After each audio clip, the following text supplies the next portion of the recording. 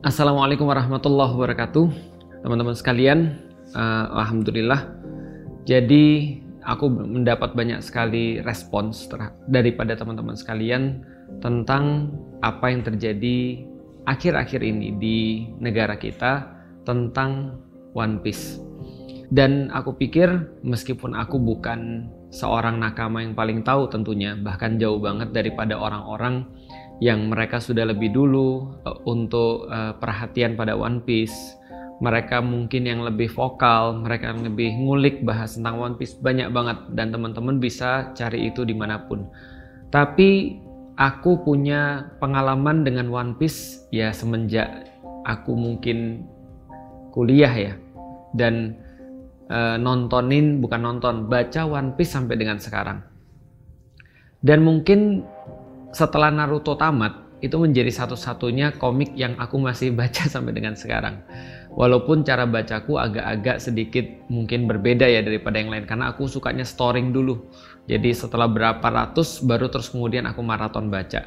Jadi sekarang aku baru baca sampai Kaido, meskipun spoilernya udah banyak dapat ke aku.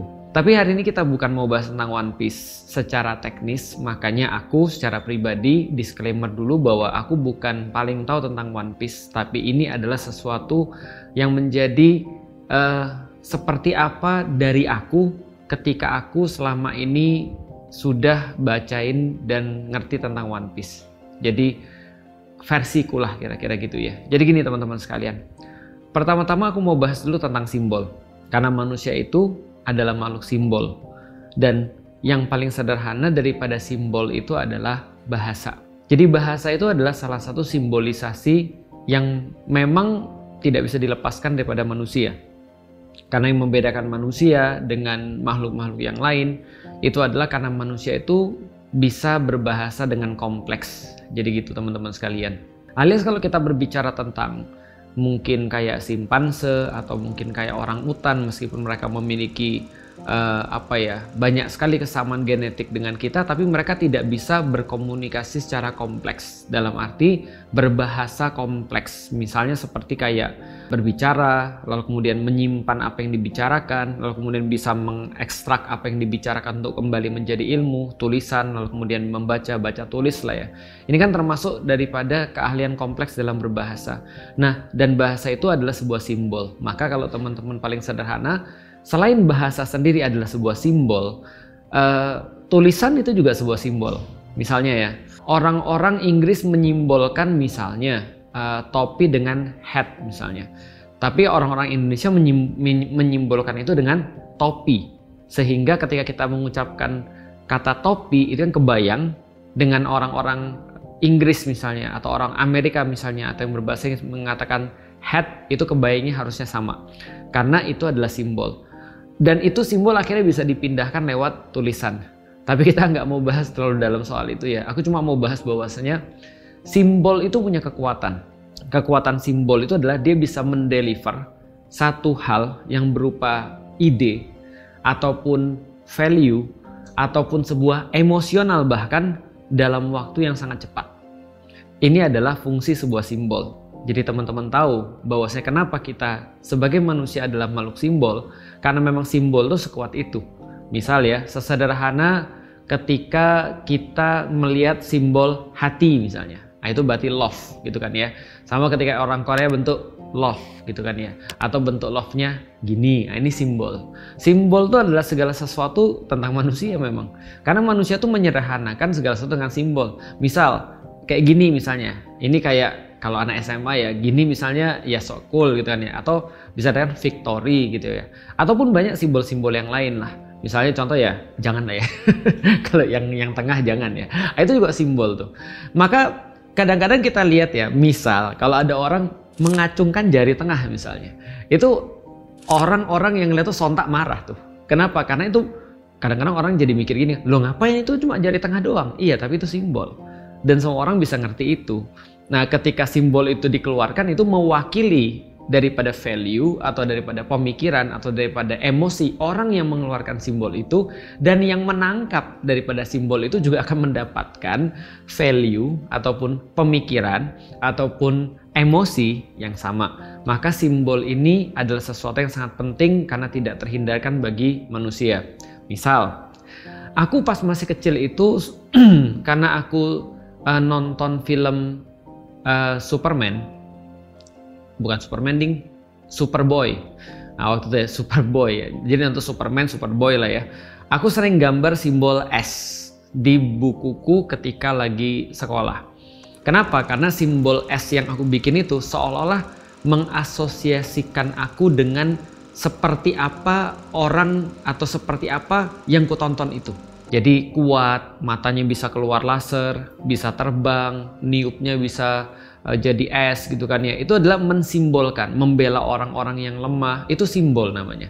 Jadi begitu ada orang, dia sudah terinternalisasi tentang value tertentu ataupun pemikiran tertentu ataupun keadaan emosional tertentu ketika dia melihat itu, maka dia pasti akan menggunakan simbol itu atau gambar simbol itu atau ngapainlah tentang simbol itu.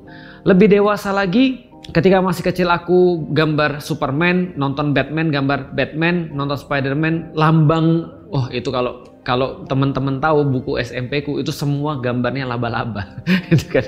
Karena itu paling mudah digambar tuh, simbol laba-labanya Spiderman gitu kan ya. Nah itu adalah aku suka tuh simbol.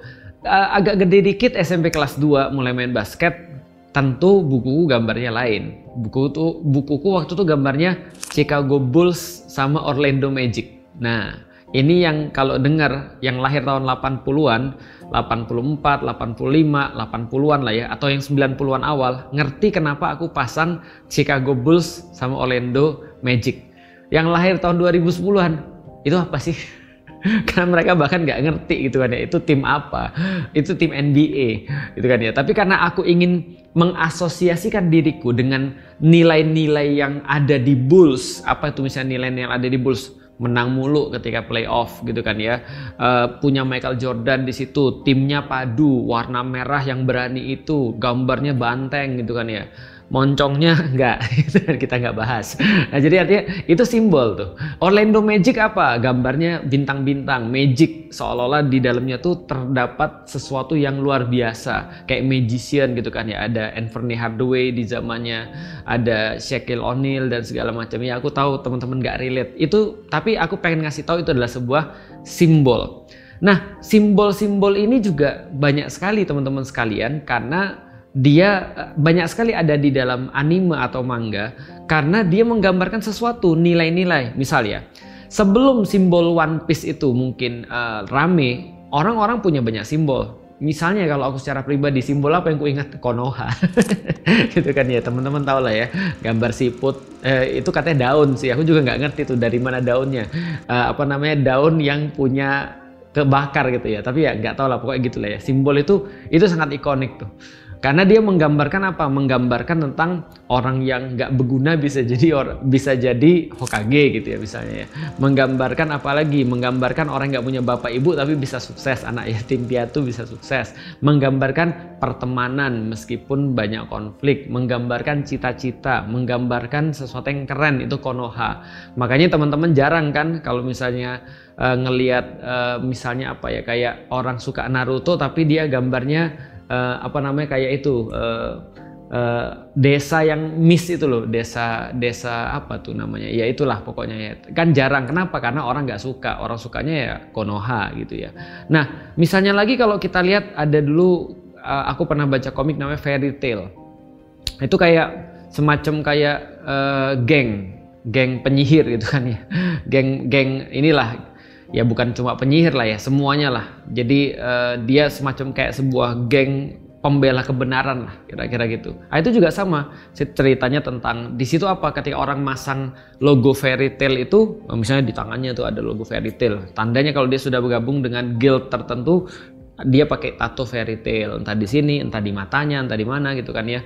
Tapi yang jelas ada nilai-nilai tertentu di ketika ada orang bergabung dengan satu grup itu simbol namanya teman-teman sekalian.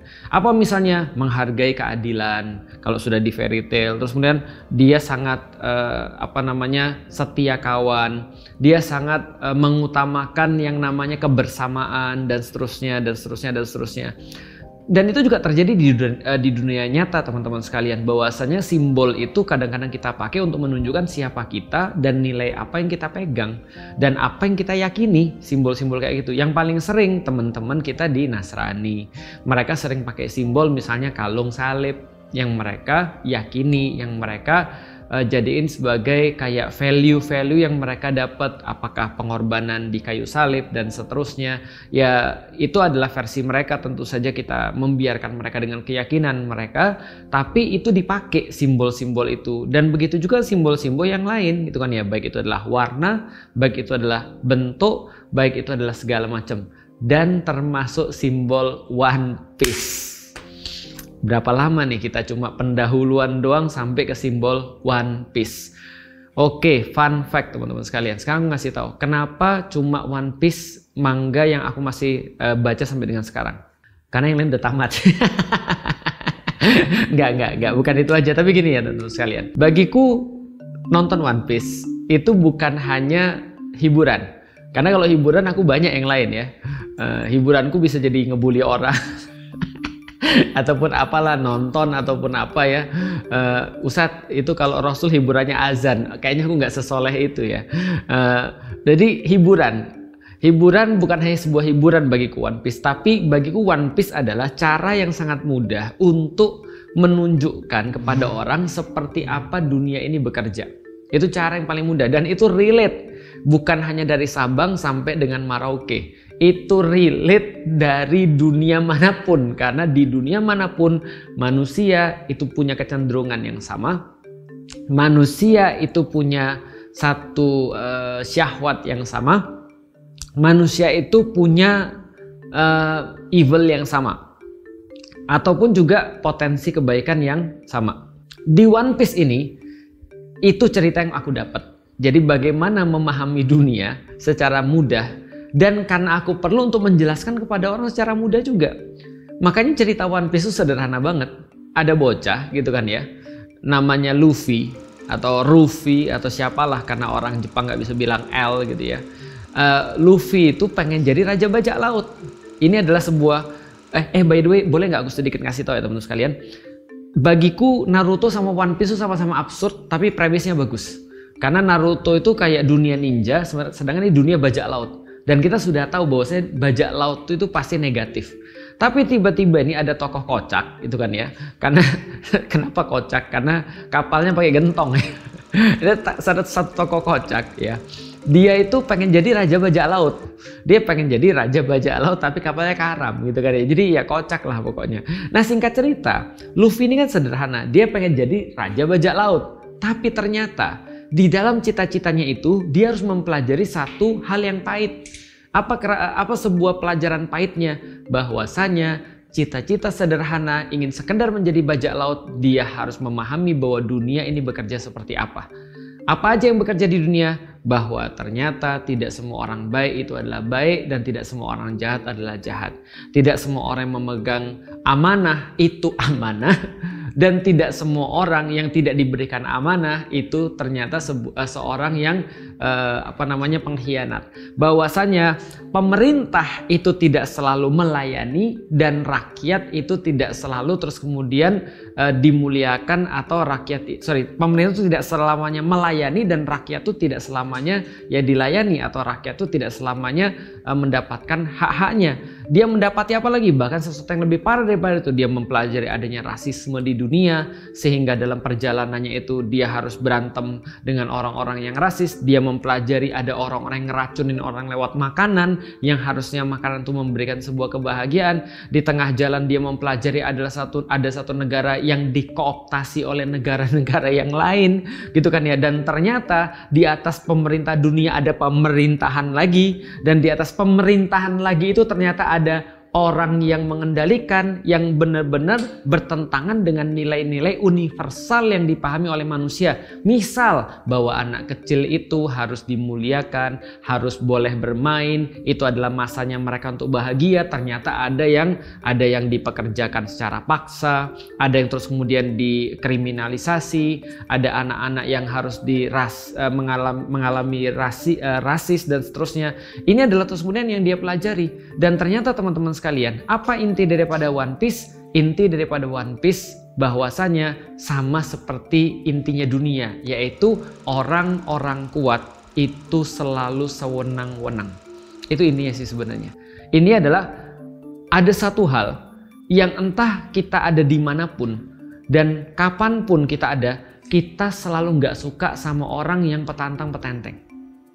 Kita selalu nggak bisa terima dengan orang-orang yang mereka sewenang-wenang, sesukanya, bahasa Jawanya sakkarepe. Jadi itu selalu tidak akan disukai, atau di dalam bahasa agama zolim. Ini inti daripada One Piece nih. Jadi One Piece itu berkembang daripada seorang anak yang pengen jadi raja bajak laut. Ternyata dia dapat bahwasanya di dalam cita-citanya itu ternyata yang dikatakan pemerintah itu ternyata banyak melakukan kesewenang-wenangan. Oke, kita balik sedikit. Kenapa dia pengen jadi bajak laut? Sederhana, karena ada satu orang, itu kan awal cerita kan Luffy kan mau jadi raja bajak laut. Di lagunya itu ada cerita juga tuh. Ada seorang raja bajak laut, dia bilang bahwasanya dia ninggalin seluruh kekayaan, dia ninggalin seluruh popularitas, dia ninggalin seluruh terus kemudian segala macam yang dia dapat ketika dia jadi bajak laut di tempat tertentu. Itu namanya One Piece. Artinya ketika dia jadi raja bajak laut menggantikan yang sudah dieksekusi ini namanya Goldie Roger itu, maka dia akan dapat One Piece. Itu ceritanya jadi One Piece. Tapi teman-teman sekalian, yang menarik adalah yang mengeksekusi raja bajak laut ini adalah pemerintah dunia. Dan ternyata pemerintah dunia ini melakukan eksekusi itu bukan karena ngelindungin rakyatnya, tapi karena ngelindungin kepentingannya sendiri. Sampai di sini masih aman. Jadi itu tuh udah kebayang ya kenapa nih bendera One Piece itu lalu banyak diangkat kan, gitu kan. Dari sini udah paham ya. Oke, kita lanjut. Ternyata setelah perjalanan Luffy mencari One Piece dan menjadi raja bajak laut ini, dia ngumpulin kru-kru tuh semua tuh, kru-kru kapalnya itu. Dia ketemu dengan Zoro. Siapa lagi nih Zoro? Zoro ini seorang bounty hunter. Dia seorang yang mencari uang lewat nangkepin orang-orang yang punya bounty hunter, dan itu adalah para bajak laut. Tapi sayangnya dia juga dizolimi.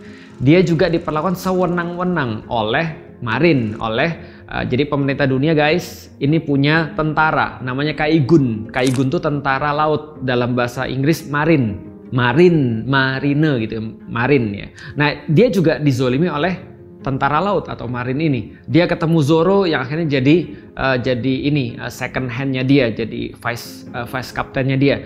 Dia ketemu misalnya Usopp yang kemudian jadi penembak jitunya. Dia ketemu juga Nami yang menjadi navigatornya. Dia ketemu juga Sanji yang jadi second man gitu. Kalau di dalam Islam tuh khalifah kan punya dua muawin gitu kan ya. Seperti kata Rasulullah, pembantuku di dunia adalah Abu Bakar dan Umar. Nah, itu kira-kira begitulah ya.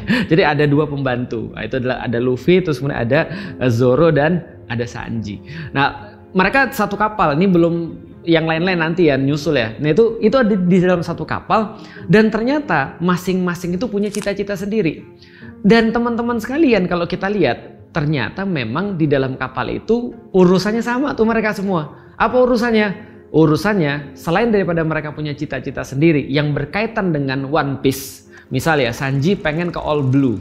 All Blue itu laut di tempat dimana seluruh bahan-bahan makanan ada di situ.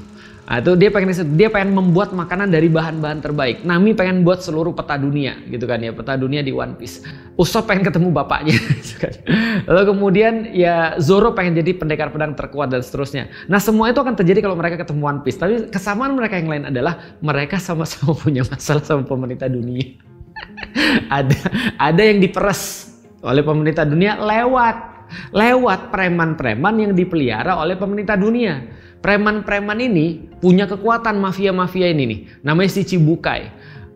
Oke, aku tahu setiap omonganku pasti yang nonton ini langsung di-relate. Aku ngerti. Iya, aku tahu. Itu kayak mirip banget di negara Zimbabwe. Iya, benar.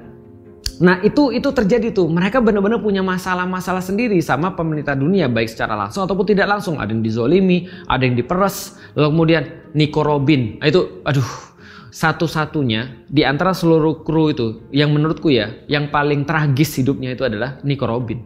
Kenapa? Secara anak kecil dia menghadapi kebiadaban dan perlakuan buruk terhadap anak kecil gitu kan ya. Karena kenapa? Itu dia tinggal di satu tempat namanya Ohara. Ohara ini dibantai habis oleh Buster Call. Buster Call.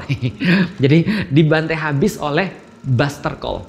Jadi benar-benar dibantai habis satu pulau namanya Ohara. Hanya gara-gara bukan mereka tuh makar. Bukan mereka itu ngibarin bendera Jolly Roger atau bendera Luffy, enggak.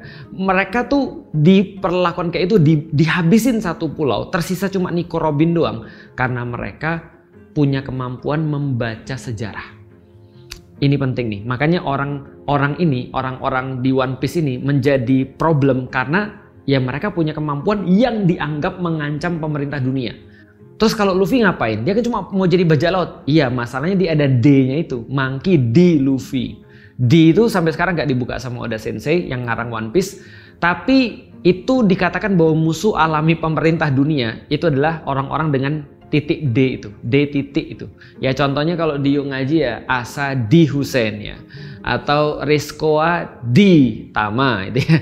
Nah, itu contoh misalnya. Jadi DD ini yang ada D ini dibenci sama pemerintah dunia karena bisa mengakibatkan mereka terbuka boroknya dan buruknya. Nah jadi ini problematika mereka satu kapal tuh sama. Nico Robin, Chopper juga sama. Mereka itu semua sama-sama memiliki masalah secara langsung ataupun tidak langsung dengan pemerintahan dunia. By the way teman-teman sekalian, kesewenang-wenangan yang menjadi inti daripada kelakuan pemerintah dunia ini, itulah yang dilawan oleh bajak laut yang baik. Karena kalau bajak laut yang disewa sama pemerintah ini namanya Buster Call, namanya si Chibukai tadi itu.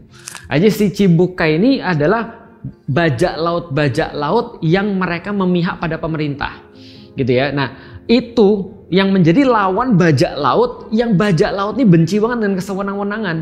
Maka di antara bajak laut ini ngangkat bendera. Apa benderanya? Jolly Roger itu. Dan Jolly Roger itu masing-masing punya kekhasan sendiri. Misal yang terkenal aja ya, Shanks itu ada 3 tuh goresnya. Kenapa? Karena Shanks itu matanya 3 kegores. Shirohige itu ada kumisnya. Shirohige artinya the white bear. Tapi pertanyaanku pada Oda Sensei adalah kenapa dikatakan janggut putih tapi dia nggak ada janggut? Ya udahlah ya, dia adanya kumis gitu kan ya. Jadi kumis gitu kan ya. Lalu kemudian Luffy dengan topi jeraminya, dengan topi jerami yang menjadi simbolnya dia. Nah sehingga teman-teman sekarang sudah mulai ngerti ketika simbol itu diangkat, ketika bendera Jolly Roger itu diangkat, itu adalah langsung di dalam One Piece, bukan di Indonesia sekali lagi, di dalam One Piece itu auto bahwa Anda adalah ngelawan pemerintah dunia.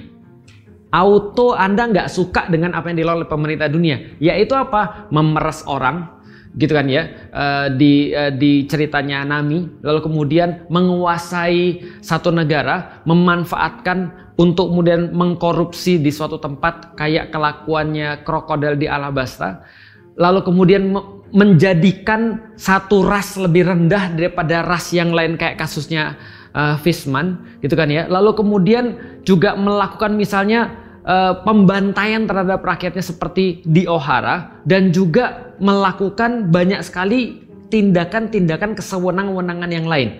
Ini yang terjadi pada One Piece.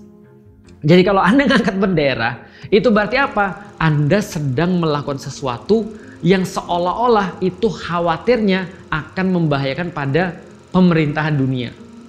Artinya kalau andai kan sekarang di Indonesia ada orang yang ngangkat bendera One Piece, itu yang harusnya marah bukan pemerintah Indonesia. Yang harusnya marah itu pemerintahan dunia guys. Tapi pemerintahan dunia belum ngomong bahwasanya dia marah dengan orang Indonesia. Yang marah malah pemerintah Indonesia. Di titik itu aku bertanya, apa hubungannya pemerintah Indonesia sama pemerintah dunia di One Piece? Kan gitu. Oke, aku lanjut ya. Kayaknya kurang kesewenang-wenangannya. Oke, coba lihat ya. Ternyata pemerintah dunia ini adalah apa? Pemerintah dunia ini adalah bentukan daripada 20-1. Jadi ada 20 negara dulu, negara-negara tua membentuk pemerintahan dunia untuk melindungi diri mereka. Mereka bentuk tentara laut untuk melindungi mereka. Siapa pemerintah dunia ini? Orang-orang yang diangkat untuk mereka ngelindungin, namanya Tenryubito. Jadi kalau teman-teman baca nih di komen-komen ini, memang ngeselin tuh Tenryubito, bajigur tuh Tenryubito dan segala macam. Siapa Tenryubito? Ten langit, Ryu itu adalah dragon, naga. Tenryubito adalah keturunan naga langit. Jadi manusia-manusia naga langit. Siapa mereka? Mereka bilang sih mereka adalah the chosen people. Asik. Kaum terpilih, guys. Mereka adalah orang-orang yang dianggap kaum terpilih. Mereka adalah menganggap bahwa diri mereka lebih utama daripada yang lain. Dia bisa menjadikan manusia yang lain sebagai peliharaannya mereka. Karena dianggap sebagai binatang. Mirip siapa ya? Cobalah cari. Kaum mana di dunia ini yang merasa paling terpilih dan hidup di tanah terjanji? By the way, di One Piece ada satu Holy Land namanya Marijoa. Itu adalah tempat tinggalnya Tenryubito. Jadi tanah terjanji mereka bilang karena mereka adalah orang-orang terjanji dan menjadikan manusia-manusia selain mereka itu seperti binatang. Literally seperti binatang. Diperdagangkan di pasar Buddha, dirantai, dinaikin, dan segala macamnya. Dan semua itu dilindungi oleh pemerintah dunia dan mereka nggak bisa untuk dihukum. Gila kan? Kayak tahu nih. Mereka ini dapat jabatan cuma karena bapaknya Tenryubito ya. Jadi tolong jangan dibawa mana, bapaknya Tenryubito nih. Ini dapat jabatan karena bapaknya punya jabatan. Bapaknya adalah keturunan khusus, menindas orang yang lain, berbuat sewenang-wenang dan nggak bisa dan nggak boleh untuk dihukum. Ini yang dilawan oleh Luffy dan kawan-kawannya. Itulah arti bendera One Piece, teman-teman sekalian. Maka kalau kita melihat bendera One Piece di kepala orang-orang yang nonton, di kepala orang-orang yang baca manga juga, di kepala para nakama, yang kebayang adalah ketika Nami nangis, ketika dia harus nyari duit banyak, diperes, terus kemudian untuk melayani syahwat yang gak habis-habis, Arlong yang kemudian direstui oleh pemerintah.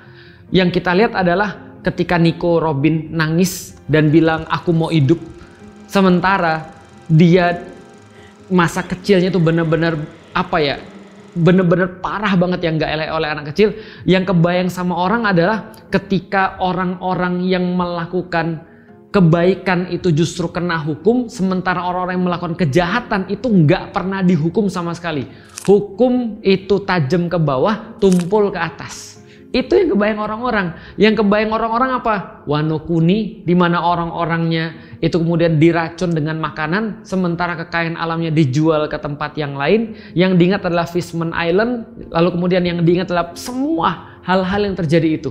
Itu di kepalanya para nakama tuh ketika mereka ngelihat bendera mereka melihat bendera Jolly Roger yang manapun gitu kan ya, terutama yang benderanya Luffy. Makanya Luffy kan ngomong gitu kan ya di dalam manga itu, bendera ini nggak bisa dihancurin. Kenapa? Karena bendera ini bukan sebuah bendera aja, bukan sebuah benda, tapi dia adalah lambang daripada sesuatu yang diyakini gitu maksudnya. Persis seperti katanya Batman. Batman tuh pernah berkata, Batman itu bukan orang. Batman is not a man. Jadi dia adalah sebuah simbol, dia adalah sebuah harapan, dan semua orang bisa pakai itu, dia bilang. Maka itu yang menjadikan Batman itu kuat dan gak bisa dikalahkan. Kenapa? Begitu Batman-nya mati, kalau dia cuma orang maka Batman-nya hilang. Tapi kalau ide, maka siapapun yang pakai topeng itu, dia jadi Batman. Jadi itu adalah simbol. Persis juga seperti yang lain. Simbol itu bisa instan menyatukan orang. Maka coba lihat tuh. Ketika ngelihat simbol bendera One Piece atau bendera Luffy itu, bendera Straw Hat Pirates atau bajak laut topi jerami itu, maka ketika mereka ngelihat itu yang nakama-nakama langsung hormat. Aku boleh cerita dikit gak? Jadi gini, sorry aku mention satu orang ya. Waktu itu aku lagi dalam penjajakan untuk kira-kira 2 tahun yang lalu lah ya, tentang penjajakan untuk program download dengan Dr. Richard. Nah waktu itu aku dipasangin dengan Yonglex. Aku belum pernah ketemu dengan Yonglex pada saat itu, dan karena memang kita di download dipasangin kayak agak berbeda kan. Aku dari latar belakang seorang yang bicara agama, ngomong agama. Yonglex mungkin agamanya nggak terlalu dalam ya, atau dia nggak pernah ngomong tentang agama. Tapi menarik dia ngomong begini. Dia ngomong gini, kalau ada orang yang ngomong bahwa Felix Show itu radikal atau Felix Show itu teroris ekstremis, aku rasa dia salah. Kenapa? Kamu kan belum pernah ketemu aku bilang. Yonglex bilang gini, karena lu nakama. Jadi maksudnya gini, orang-orang yang baca One Piece akan berbagi nilai yang sama. Semua orang yang membawa bendera Jolly Roger-nya One Piece atau Jolly Roger-nya Luffy itu akan membawa value yang sama. Apa value-nya? Mereka menjunjung tinggi kesetiakawanan. Mereka menjunjung tinggi perbedaan.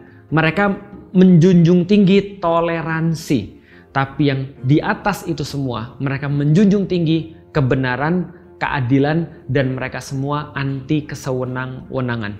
Maka begitu bendera One Piece atau bendera Luffy itu diangkat, mungkin juga di bulan Agustus ini, berarti pemerintah mungkin harus introspeksi. Bukannya menyalahkan bahwasannya ini ada yang memecah belah, ada yang mendanai dan segala macam. Tapi coba berpikir, jangan-jangan memang selama ini sudah kurang peka. Mereka sudah kurang peka untuk melihat bahwasanya ketidakadilan itu begitu nyata dipertontonkan di depan mata orang-orang.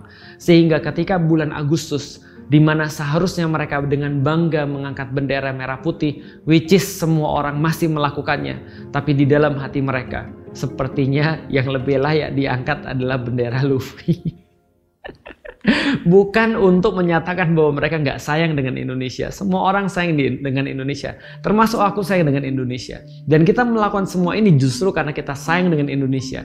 Kita cuma pengen menyampaikan bahwasanya ada anak-anak muda yang masih merindukan keadilan, yang masih merindukan bahwasanya ada toleransi yang positif, yang masih merindukan adanya kebaikan. Mereka merindukan pemimpin-pemimpin yang mengayomi mereka, pemimpin-pemimpin yang ngerti mereka. Nggak hanya terus kemudian sayang kepada orang-orang yang berduit, tapi sama orang-orang yang lemah mereka bertindak kasar, mereka bertindak semaunya.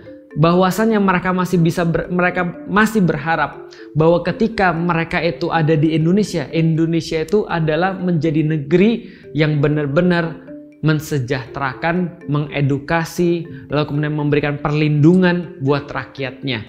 Pertanyaan berikutnya adalah teman-teman sekalian, kalau ada orang yang lihat Jolly Roger lalu merasa takut, siapa mereka? Di One Piece, kalau nggak Tenryubito, the chosen people tadi, yang sukanya memperbudak orang, yang sukanya terus kemudian rasis pada orang, lalu sukanya mengambil kepunyaan orang lain gitu ya. Kalau nggak Tenryubito yang merasa tersinggung ya pemerintah dunia.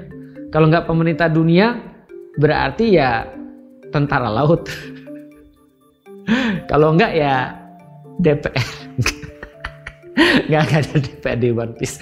Artinya gini, ya santai aja sih sebenarnya. Harusnya sih kalau aku sih ngelihat, kalau aku secara pribadi sih aku sih seneng sih. Itu artinya adalah peningkatan orang-orang Indonesia untuk berpikir lebih lanjut. Menyampaikan pemikiran dengan simbol itu lebih mudah. Tapi sampai pada tahapan di mana simbol itu dijadikan sebagai bagian daripada perjuangan itu sudah beda lagi. Karena kita menyaksikan bahwasannya di zaman Renaissance, orang-orang menjadikan simbol karena mereka sudah diberangus ketika mereka berbicara dengan apa adanya. Maka mereka menggunakan simbol untuk berbicara satu sama lain. Mereka menggunakan fabel, mereka menggunakan cerita, mereka menggunakan novel, mereka menggunakan segala sesuatu teatrikal dan seterusnya. Artinya rakyat Indonesia sudah mulai naik level untuk berbicara dengan bahasa simbol. Teman-teman sekalian, itu yang bisa saya sampaikan. Tapi menurut teman-teman sekalian, gimana kalau seandainya kita buat pertemuan rutin nakama untuk obrolin tentang simbol? Kita bukan ngomongin teknis One Piece aja, tapi kita ngobrolin tentang simbol. Kalau menurut teman-teman sekalian itu penting, kita mungkin nggak bisa lakuin di semua Indonesia tentu saja, tapi kita bisa lakukan di tempat-tempat yang bisa dilakukan. Mungkin Jakarta, mungkin Bogor, Bandung, siapa tahu. Coba teman-teman komen, dan mudah-mudahan nanti ada Yuk Ngaji X One Piece. Siapa tahu, gitu kan ya. Who knows? Sekarang aja brand-brand Indonesia udah banyak kolaborasi dengan One Piece kan ya. Tapi who knows? Ya karena aku melihat bahwasanya ini adalah sebuah peningkatan literasi bagi orang-orang Indonesia. Komen, kasih tahu aku bagaimana pendapat teman-teman sekalian. Makasih. Assalamualaikum warahmatullahi wabarakatuh.